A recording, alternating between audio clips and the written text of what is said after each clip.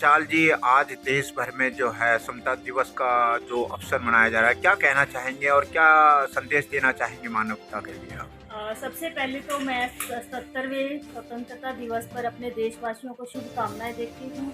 और जैसे कि मैं एक फौजी की बेटी हूँ, तो मुझे बहुत गर्व है अपने आप पर कि मैं एक फौजी की बेटी हूँ। मैं किसी जमींदार की नहीं। मेरे पास जो भी पैसा है, जो मेरी एजुकेशन हुई है, जो भी मैं कपड़े पहने हैं आज तक, जो भी कुछ भी हूँ फौज के पैसों से, क्योंकि मेरे फादर वहीं पर जॉब उन्होंने 32 साल की थी और बड़े ही अच्छे रैंक से वो रिटायरमेंट उन्होंने लिया। और इवन मेरे फादर ही नहीं, मेरे चाचा जी, मेरे ताऊ जी, इवन मेरी फैमिली में अभी भी फौज के लिए बड़ा क्रेज़ है, बड़ा देखने को मिलता है। मुझे बड़ी खुशी होती है कि वो फौज के लिए, अपने देश के लिए इतने वफादार हैं।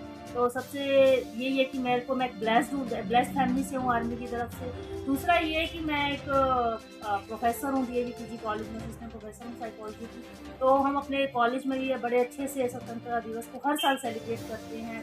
जहाँ भी मुझे मौका मिलता है कि आप आओ और सेलिब्रेशन करो, मैं ज़रूर आती हूँ, ज़रूर जाती हूँ। मुझे बहुत अच्छा लगता है, बहुत खुशी होती है।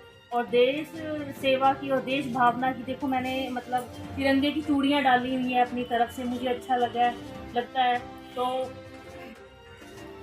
तो जैसा कि अभी आपने कहा भी है कि जो है आपने कहा है कि मैं एक फौजी की बेटी हूँ, तो कहीं ना कहीं आपके मन में ये भी लगता होगा कि मेरे अंदर जो है एक जज्बात होते हैं, जो देशभक्ति की जो एक प्रेरणा होती है, तो ये प्रेरणा क्या आपको अपने परिवार से ही मिली, प्राप्त हाँ हुई? जी, बिल्कुल मुझे अपने फादर से मिली है, क्योंकि मेरे फादर के अंदर जो कॉन्फिडेंस था ना, वो मैं यूँ कहूँगी कि मुझे एक फौजी के बच्चे को ही वो मिल सकता है। मेरे फादर की का एक्सीडेंट हो गया था, उनकी टांग काटनी पड़ी, शुगर के वो पेशेंट थे। मैं यूँ कहती हूँ कि उनकी टांग ठीक हो चुकी थी और उनकी टांग कट चुकी, सिकंजा लगा हुआ था, और वो डेली गार्डनिंग करते थे, डेली अपनी चाय बना के पीते थे। उनके अंदर इतना जज्बा था कि अपना काम खुद करो, सिर्फ एक फौजी कर सकता है, अदरवाइज इतना कॉन्फिडेंस किसी और के लिए नहीं आ सकता। और दूसरी तरफ ये भी है कि हमें एक देशभक्त की भावना ये भी सिखाती है कि आपको अभी जिम्मेदार बनना है, अपने काम खुद करो, ताकि 10 लोग आपसे मोटिवेट हों। जब वो 10 लोग आपसे मोटिवेट होंगे तो उनके अंदर भी जज्बा आएगा कि हमें अपना काम खुद करना चाहिए, अपने देश की सेवा करनी चाहिए, साफ सफाई करनी चाहिए, अपने घर के काम खुद करने चाहिए, अपने माता पिता की सेवा करनी चाहिए, अपने आसपास के एनवायरनमेंट में भी देशभक्ति का प्रचार करना चाहिए। क्योंकि हम क्या करते हैं कि मैं तो जिंदा रहूं दूसरा मर जाए, इसका मतलब ये है कि हम अपने आसपास को नहीं देखते, हमारा घर सही रहे, जबकि ये गलत है। एक देश की तरक्की तब हो सकती है जब आपके आस पड़ोस की तरक्की हो, आपकी जाति की तरक्की हो, आपके स्टेट की तरक्की हो, आपके डिस्ट्रिक्ट की हो, आपके हरियाणा, मतलब जैसे कि हम परिवार की तरक्की, उसके जी। बाद आस पड़ोस की तरक्की, उसके बाद आपके कस्बे की, नगर की तरक्की, उसके बाद आपके सिटी की तरक्की, उसके बाद आपके स्टेट की तरक्की, उसके बाद हमारे देश की तरक्की। तरक्की कभी ऐसी नहीं कि सिर्फ देश की होती है, नहीं, ये बहुत इनिशियल लेवल से शुरू होती है, बहुत ही छोटे लेवल से शुरू होती है। इसलिए हमें अपने आसपास हमेशा ध्यान रखना चाहिए हर चीज़। तो वतन एक प्रेरणा का स्रोत है, ऐसे में आप शिक्षित भी हैं, युवा पीढ़ी के लिए कोई संदेश देना चाहेंगे आप?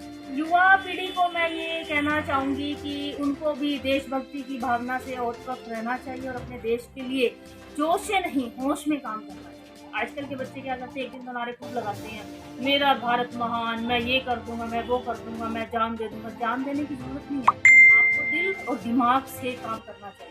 ऐसा नहीं कि आप बॉर्डर पे चले जाओ, सितारा गोलियां खाओ, नहीं, उससे आप महान नहीं बनोगे। आप जब तक कोई स्ट्रेटजी नहीं बनाओगे, जब तक आपको समझ नहीं होगी किसी चीज़ की, किसी भी काम की, तब तक आप कोई भी युद्ध नहीं जीत सकते। पूनम जी, आजकल जो है युवा पीढ़ी, चाहे वो लड़का हो लड़की हो, नशे की तरफ युवा पीढ़ी बढ़ रही है, उनके लिए कोई कुछ कहना चाहेंगे कि युवा पीढ़ी इस चीज़ से बदलाव करे और बचाव करे अपने जीवन का?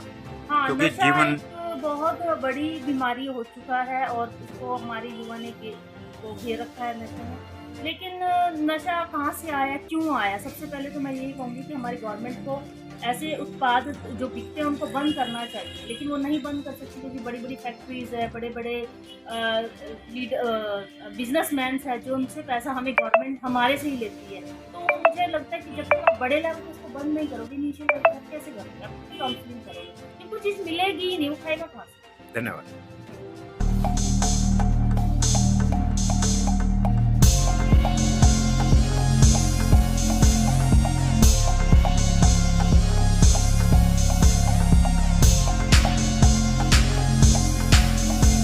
JL न्यूज़, नया ज़माना, नई सोच।